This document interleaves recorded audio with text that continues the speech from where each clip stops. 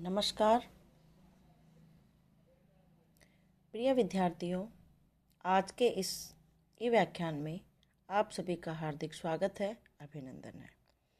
विद्यार्थियों, आज हम बीए प्रथम वर्ष के द्वितीय प्रश्न पत्र के अंतर्गत 12वीं कृत किरातार्जुनीयम के प्रथम सर्ग का अध्ययन करना प्रारंभ करेंगे। इससे पूर्व मैंने प्रथम सर्ग के 32वें श्लोक तक आपको अध्ययन करवा दिया था। आज हम अब उसी क्रम में आगे बढ़ते हैं और 33वें श्लोक से अध्ययन करना प्रारंभ करते हैं। तो देखिए,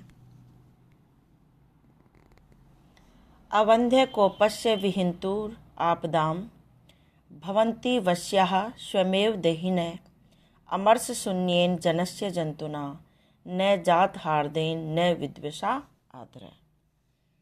अन्वय देखिए, अवंध्य कोपस्य आपदां विहंतुः देहिनः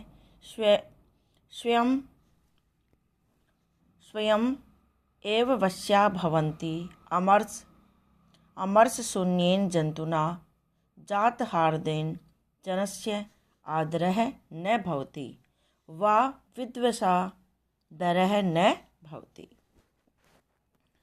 शब्दों का अर्थ देखिए। अवंध्य कोपस्य सफल क्रोध वाला,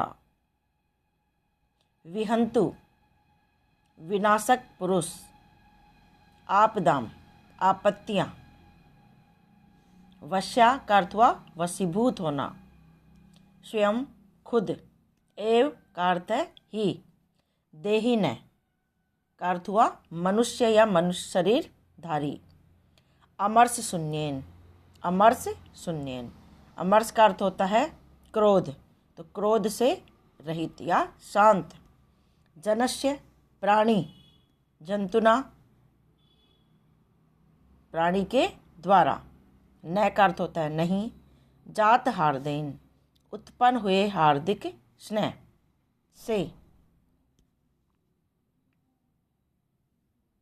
विद्वेषा शत्रु के द्वारा, डर भय।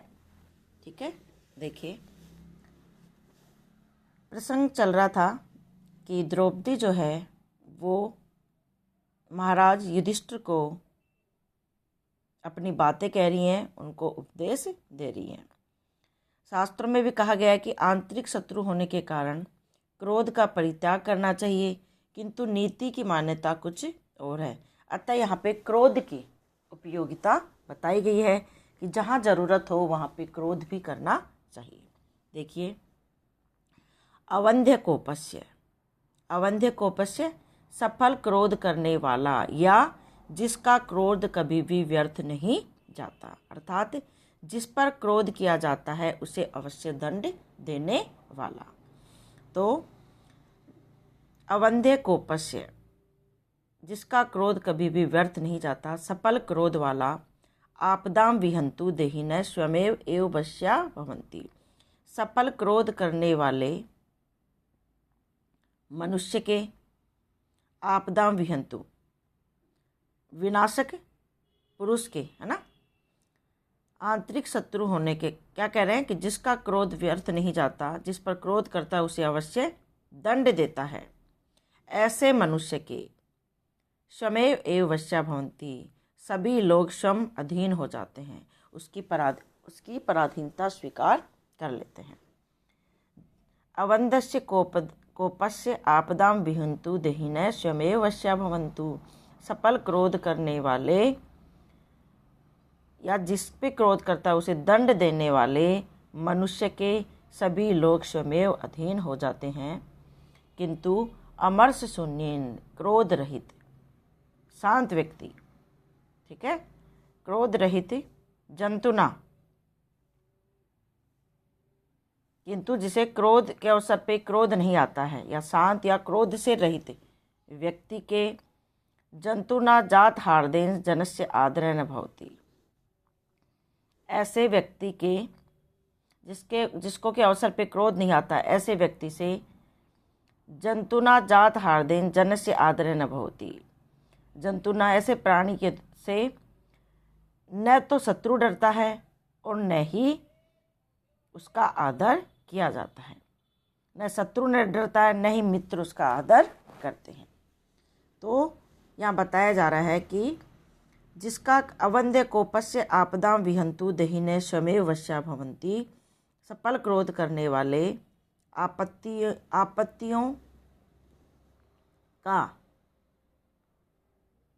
आपत्तियाँ जिसके वशीभूत हो जाएं, या जिसका क्रोध व्यर्थ नहीं जाता, जिस पर क्रोध करता है उसे अवश्य दंड देता है, ऐसे मनुष्य के प्रत्येक व्यक्ति स्वयं अधीन हो जाते। किंतु अमर्ष्य शून्येन जंतुना जात हार्देन जनस्य आदर न भवति व विद्वसा तरह न भवति। ऐसे व्यक्ति का न तो सामान्य लोग उसका आदर करते हैं और न ही शत्रुगण उससे डरते हैं। ऐसे व्यक्ति का कोई किसी भी प्रकार का सम्मान नहीं किया जाता। क्रोध का परित्याग कर देने वाले राजा की व्यर्थता सिद्ध करते हुए द्रौपदी यही कह रही है कि कोई राजा समय पर निष्फल क्रोध न करके शत्रुओं को डराता है और आपत्तियों का नाश करता रहता है। उसके प्रभाव से सभी लोग उसके वश में हो जाते हैं। किंतु जिसको कभी गुस्सा नहीं आता, हमेशा ही शांत बैठा रहता है, ऐसे राजा का प्रेम और वैर ये दोनों ही व्यर्थ होते हैं। न तो उसके क्रोध से कोई डरता है, न उसका सम्मान ही करता है। ठीक है कि अवंद्य कोपस्य असफल क्रोध वाले निष्फल क्रोध वाले व्यक्ति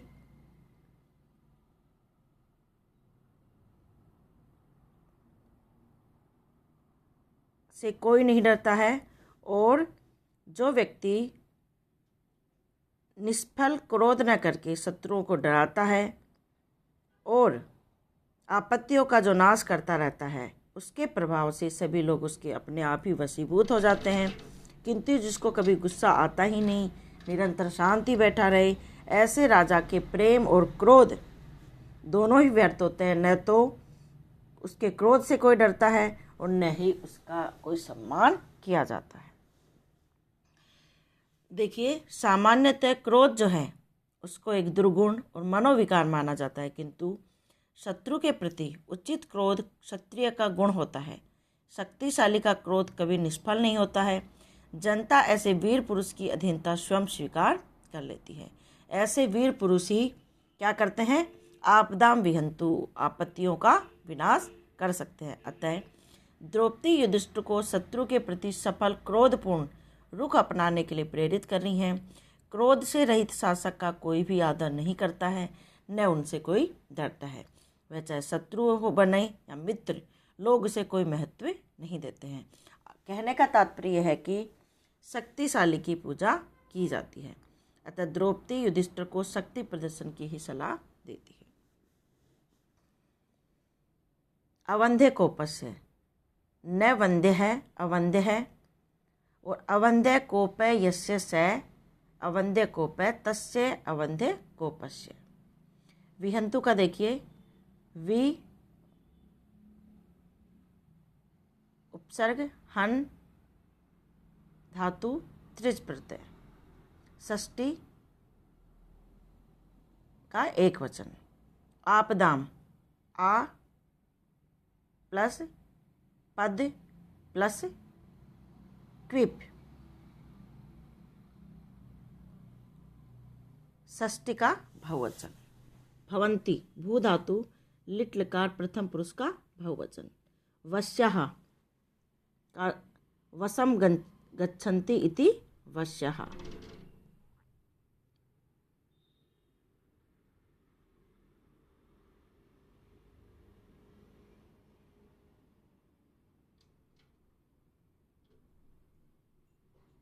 अगला देखिए, परिभ्रमण लोहित चंदनो उचित है। पदातिर अंतर्गिरी रेणुरूषित है। महारथ है सत्यधनस्य मानसम दुनोति नो कच्चित अयम प्रकोदर। शब्दार्थ देखिए, परिभ्रमण घूमते हुए, लोहित चंदनो उचित है उचित लाल चंदन वाला अर्थात लाल चंदन का अंगराग लगाने का अभ्यासी। पदाति पैदल चलने वाला अर्थात बिना रथ के विचरण करने वाला। अंतरगिरी पर्वतों पर। रेणु रूषित है धूल से भरे हुए, धूल से लिप्त शरीर वाला। महारथ है का अर्थ होता है महायोद्धा, विशाल रथ से जाने वाला। सत्य धनस्य सत्य को ही धन समझने वाला। मानसम चित्त को। दुनोती दुख देता है। वृकोदर वृक्कस्य उदरम इव, वृक्कस्य उदरम इव उदरम यस्य स वृकोदर। इसका अर्थ हुआ भीम, भेड़े के समान पेट वाला। ठीक है, अन्वय देखिए। लोहित चंदनो उचित है महारथ अयम वृकोदर है।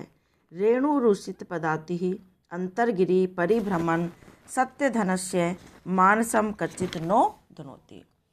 यहाँ पे युधिष्ठिर के चारों छोटे भाइयों की दुर्दशा का वर्णन करते हुए द्रौपदी यहाँ पे वृकोदर या भीम के विषय में बता रही है। क्या कह रही है कि जो राजकुमार भीमसेन, जो राजकुमार कौन, भीम, पहले लोहित चंदनो उचित है लाल चंदन शरीर पे लगाते थे, अब वही महारथी अयम वृकोदर है ये भीम रेणु रूषित पदाति अंतरगिरी परिभ्रमण सत्य धनस्य मानसम कंचित नो धनोती। कि हे महाराज, जो राजकुमार भीमसेन पहले लाल चंदन शरीर पे लगाते थे उसी शरीर में अब धूल सनी हुई है। जो पहले रथों पे चलते थे वो अब पर्वत पर पैदल घूमते हैं। हाय, ऐसे अपने सउदर भाई को देखकर भी हे महाराज क्या कच्चित नो दुनोती मानसम, क्या आपके हृदय में थोड़ा सा भी दुख नहीं व्यापता है। यहाँ पे भीमसेन की दुख अवस्था का वर्णन करके युधिष्ठिर को युद्ध के लिए उत्तेजित करते हुए कह रही हैं कि आपका छोटा भाई भीमसेन जो पहले शरीर पे लाल चंदन लगाता था आज वही धूल से सना हुआ रहता है। विजय यात्रा के लिए जो बड़े बड़े रथों में बैठकर जाया करता था, हाय आज वही जंगल की धूल से सने शरीर वाला पैदल ही जंगलों में भटकता रहता है। क्या ऐसी दुर्अवस्था देखकर भी आप सत्य को ही जो सर्वस्व समझते हैं, ऐसे आप युधिष्ठिर को क्या दुख नहीं देता, आपको क्या बेचैन नहीं करता। यहाँ पे भीम की दुर्दशा का चित्रण किया गया है जिससे कि युधिष्ठिर के हृदय में प्रतिशोध जागृत हो। और व्यंग करते हुए कह रहे हैं कि हे महाराज, क्या भीम की यह दुर्दशा आप सत्यवादी महाराज के हृदय को बेचैन नहीं करती है।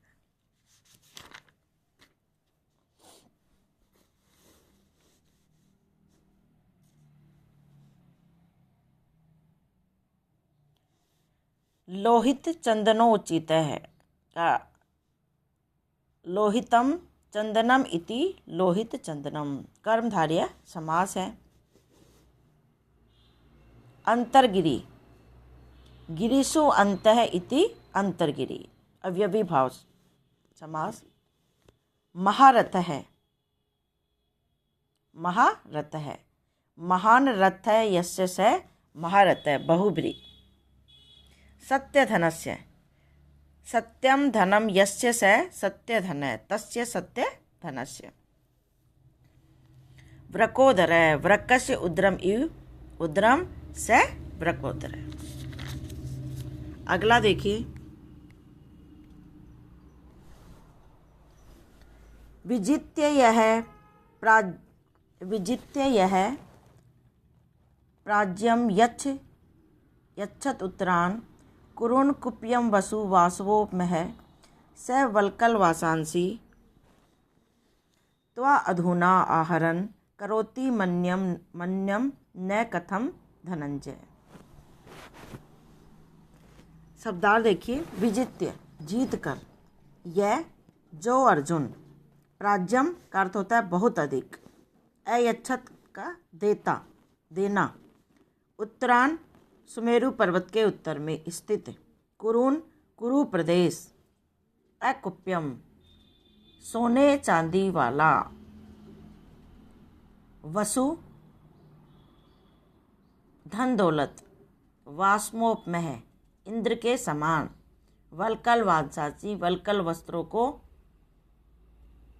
त्वय तुम्हारे युधिष्ठिर के, अधुना का अर्थ होता है अब, आहरण लाना, करोति करता है, मन्युम का अर्थ होता है क्रोध, न नहीं, कथम क्यों, धनंजय अर्जुन धन या धन को जीतने वाला। देखिए प्रस्तुत श्लोक में द्रौपदी अर्जुन की दुर्दशा का वर्णन करते हुए कह रही हैं, वासवो उपमह इंद्र के समान तेज वाले, यह जिस अर्जुन ने उत्तरान कुरुन विजित्य प्राज्यम अकुप्यम वसु अयच्छत, इंद्र के समान तेज वाले जिस अर्जुन ने उत्तर कुरु देशों को जीतकर आपको बहुत अधिक सोने चांदी के रूप में धन दिया था, स वही अर्जुन, धनंजय धन को जीतकर लाने वाला वही अर्जुन, अधुना अब, वलकल वांसांसी आहरण त्वमन्युम कथम न करोति, वलकल वस्त्रों को लाकर आपको दे रहा है। ऐसी दयनीय स्थिति को देखकर भी हे महाराज, कथम मन्युम न करोति, आपको क्रोध क्यों नहीं उत्पन्न करता, आपके हृदय में क्रोध क्यों उत्पन्न नहीं होता, आपको गुस्सा क्यों नहीं आता है कि इंद्र के समान तेज वाले जिस अर्जुन ने उत्तर कुरु देशों को जीतकर आपको बहुत अधिक सोने चांदी के रूप में धन दिया था, वही अर्जुन आज आपके लिए वलकल वस्त्रों को लाकर देता है। ऐसी दयनीय स्थिति को देखकर भी क्या आपको क्रोध नहीं आता है। अर्जुन के लिए देवराज इंद्र की उपमा दी गई है कि वह पहले तो आपको साधारण जन जहां पहुंच भी नहीं सकते थे, ऐसे उत्तर कुरु देशों से जीतकर खूब सोने चांदी लाकर दिया करता था, आज वह आपको पहनने के लिए पेड़ों की छाल लाकर देता है। तो क्या ऐसी दुर्दशा को देखकर भी आपको शत्रुओं के प्रति क्रोध उत्पन्न नहीं होता है।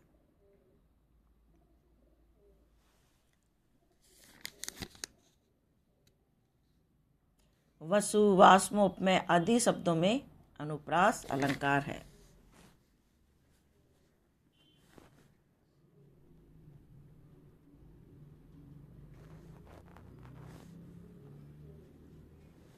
विजित्य वि उपसर्ग जी धातु और ल्यप प्रत्यय।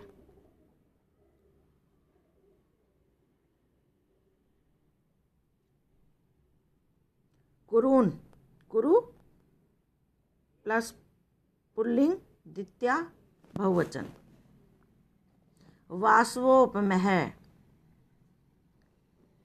उपमीयते अनया इति उपमा, वासव इंद्र उपमा समता यस्य से वासवो उपमः।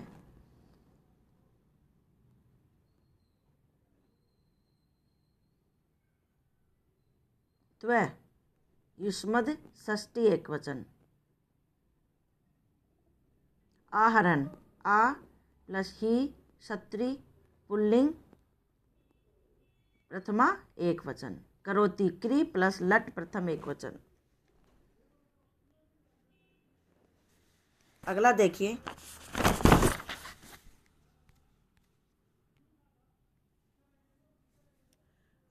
वनांत सय्या कठिनी कृता आकृति कचाचितौ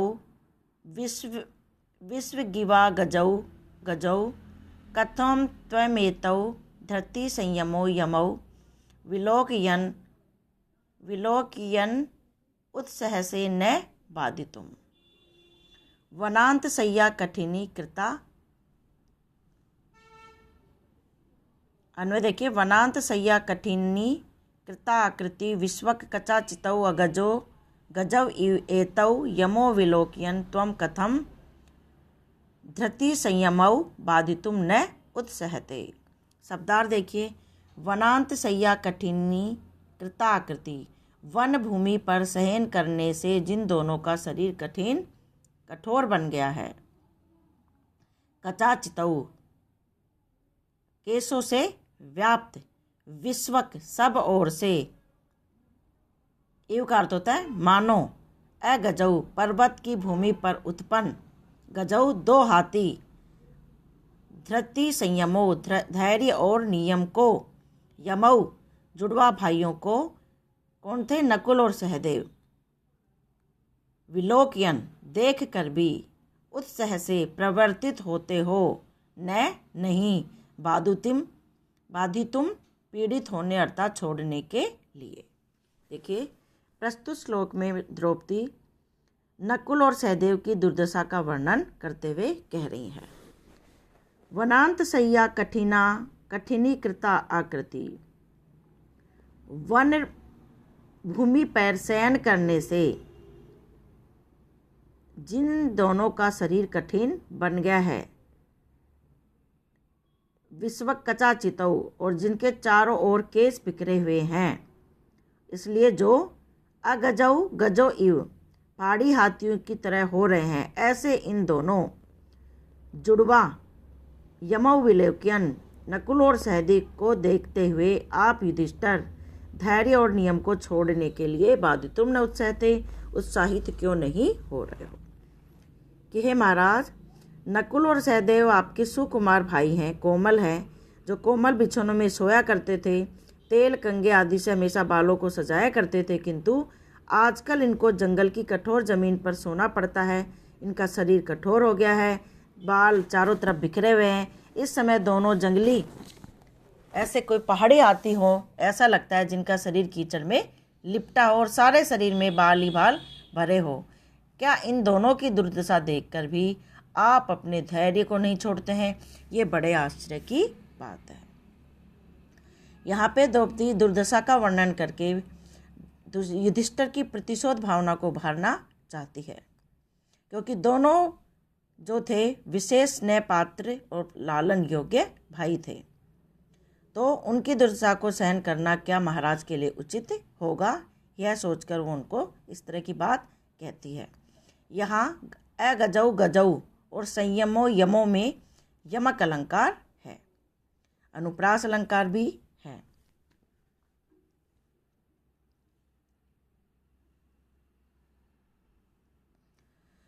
तो बच्चों, आज इतना ही। कल के वीडियो में पुनः आपसे भेंट होगी। धन्यवाद।